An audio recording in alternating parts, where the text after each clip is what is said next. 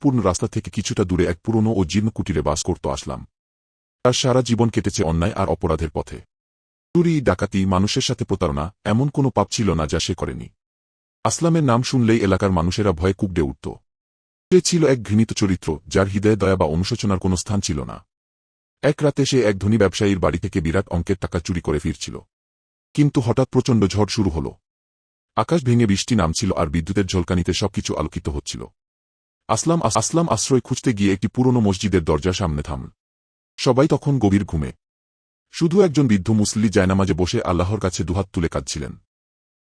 আসলাম দেয়ালের আড়ালে দাঁড়িয়ে অবাক হয়ে দেখল, বৃদ্ধের চোখে অশ্রু আর তার ঠোঁটে আল্লাহর নাম। বৃদ্ধের ফিসফিসানি আসলামের কানে আসছিল, হে আল্লাহ, আমার সন্তানকে সঠিক পথে ফিরিয়ে আনো, তাকে হেদায়েত দাও। আমি জানি তুমি ছাড়া তাকে আর কেউ সঠিক পথ দেখাতে পারবে না। এই কথাগুলো আসলামের হৃদয়ে এক গভীর ধাক্কা দিল। সে তার জীবনে অনেক খারাপ কাজ করেছে, কিন্তু কেউ তার জন্য এভাবে আল্লাহর কাছে কাঁদেনি। তার নিজের মাও হয়তো তার কৃতকর্মের জন্য তার থেকে মুখ ফিরিয়ে নিয়েছেন। আসলামের চোখের সামনে তার জীবনের সব পাপের চিত্র ভেসে উঠল।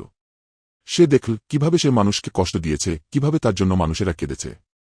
আনন্দে, দুঃখের মুহূর্তে, রাগে কিংবা ভয়ে মানুষ যখন আল্লাহর কাছে নত হয়, তখন সে এক গভীর শান্তি পায়। আসলামও সেই শান্তির অনুভব করল।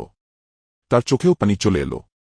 এতদিন যার হৃদয়ে পাথর জমেছিল, আজ সেই হৃদয়ে অনুশোচনার স্রোত বইতে শুরু করল। সে বুঝতে পারল তার এই ঘৃণিত জীবনের কোনো মূল্য নেই। পরের দিন সকাল হওয়ার আগেই আসলাম ধীরে ধীরে মসজিদ থেকে বেরিয়ে গেল। সে তার অতীতের সব পাপ থেকে তওবা করল এবং আল্লাহর কাছে হেদায়েত চাইল।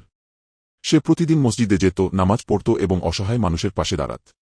তার পুরনো বন্ধুরা তাকে দেখে হাসাহাসি করত, কিন্তু সে তাদের কথায় কান দিত না। আসলামের হৃদয়ে এখন ছিল আল্লাহর প্রতি ভালোবাসা আর মানুষের প্রতি দয়া। একসময় যে আসলাম ছিল মানুষের ভয়ের কারণ, এখন সে হয়ে উঠল এলাকার মানুষের ভালোবাসা আর শ্রদ্ধার পাত্র।